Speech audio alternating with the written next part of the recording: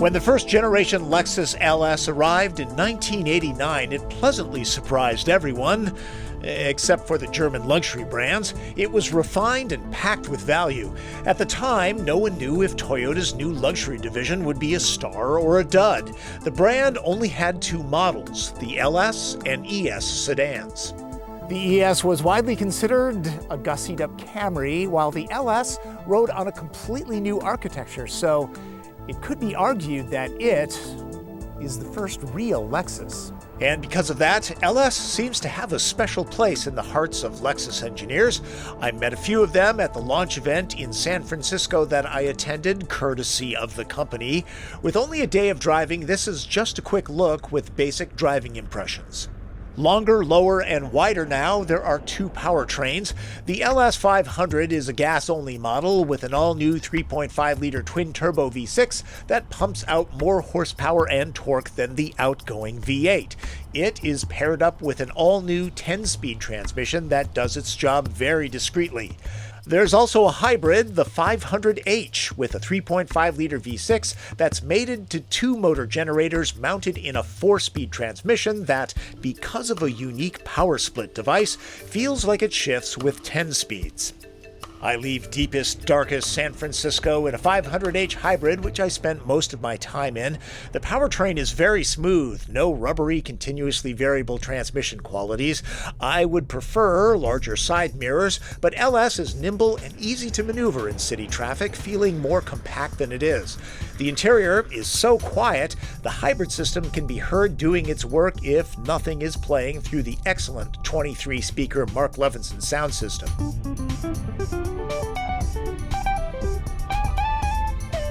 I'm heading north to the Lucas Valley for some quality time with some country roads. I'm not paying for gas today, but it's nice to know that LS is much more fuel efficient now. Premium gas is specified for both powertrains. Newsflash, the LS is exceptionally quiet, it's exceptionally comfortable. If you're looking for a car to eat up hundreds of miles a day, this would be the one.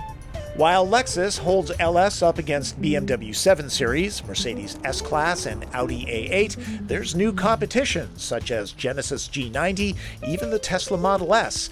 It's not 1989 anymore. There's a lot of standard safety equipment on the LS, including auto emergency braking, lane keep assist, and adaptive cruise control. You can move up to a semi-autonomous package, but it is not as comprehensive as Cadillac's upcoming Super Cruise.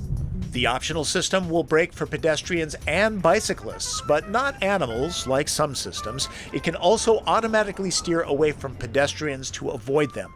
All-wheel steering is available. Drivers will actually enjoy the vibe from behind the wheel. Really. Lexus engineers are frankly kind of tired of people considering their cars to be soft and floaty. This one is not. The driving dynamics are actually pretty good. Adaptive suspension is standard on the LS. Another perception Lexus is trying to change is design. Now some, including me, feel that the brand has overcompensated for its past conservative styling, especially here. The LS offers up good balance with creases that flow cohesively from front to rear with direction and purpose. An engineer tweaked the facets of the grille for months to get the angles just right. Check out how the tail lamp lines mimic the Lexus L logo. And another detail, the designers called the strafes off the LED headlamp elements lightsabers, appropriate for where we've ended up for lunch. I'm at Skywalker Ranch, but I can't shoot it because, well, I can't. I've signed something. So I'm here. I just can't show it to you. Here's a quick peek at Lake Ewok, though. Okay, back to the LS. This car has good, solid, low-end torque off the line. The hybrid powertrain, interesting sound. There's an optional head-up display that's crisp and 24 inches wide. My camera isn't picking it up, though. It's quite nice. Expect to hear more stories about craftsmanship from Lexus. This is a very nice place to spend time. Unlike the first LS that took many cues from Mercedes, this one clearly gets its own design direction. These lines are meant to echo the simple elegance of a Japanese tea whisk. This wood trim is apparently very time-consuming to produce. Some models get door panels with hand-folded fabric for a three-dimensional effect, and trim from a company known for its crystal. Optioned properly, the 24-way adjustable seats will massage from the shoulders to thighs. You won't have to hang out at a Brookstone in the mall anymore. It's not always easy to program them or other parts of the car either, especially while driving, since Lexus is sticking to this touchpad user interface that I'm not crazy about. And one more thing, it doesn't support Android Auto or Apple CarPlay. There's only one wheelbase now, and it includes a very roomy back seat. My video of this space didn't turn out that well. Since Lexus paid a lot of money to have this shot, I'll use it.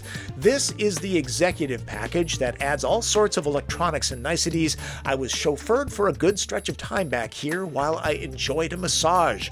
Even for the biggest of bigwigs, room is generous back here. I'm in San Francisco, far away from my bath tissue supply, so the best I can do with the TP trunk test is what I stole from the hotel.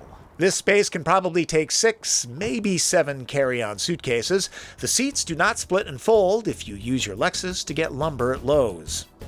The original LS was all about value, so is Generation 5. No, it's not cheap. Prices will start at about $75,000 when it arrives in time for the 2018 Super Bowl ad blitz. Fully loaded, it will touch $100,000. At these prices, it's far less expensive than BMW 7 Series and Mercedes S-Class. Buyers are big on SUVs these days, cutting into luxury sedan sales, but it's easy to understand why loyal LS owners will stay that way. A couple of other interesting features that I'll talk about over footage that Lexus shot. With the optional air suspension, the LS will raise up about 1.25 inches to make entry a little bit easier, and 1/2 inch when getting out. The twin-turbo V8 has valves that use build technology adapted from Formula One engines and a redesigned port shape for more efficient combustion. This engine was developed specifically for the LS. Finally, the grille of the F-Sport model, with its retuned suspension and beefier brakes, is different than the standard LS. Makes me wonder if that person had to spend another few months staring at a workstation screen. That would be my idea of torture. All right, hope you enjoyed my look at the new LS. Sorry about the photography, not my best. New camera, on an event, out of town, short of time, not a very good combination. But I will say this, behind me is Skywalker Ranch. Now, I can't get you just a single shot of it because we're not allowed. If we're going to shoot it, the car needs to be in the shot. I had to sign something. There you go. Skywalker Ranch for all you Star Wars fans. There's a whole bunch of memorabilia inside. It's pretty cool. Wish I could show it to you. Sorry. Maybe next time when I'm better friends with George. That's Driven. I'm Tom Voelk.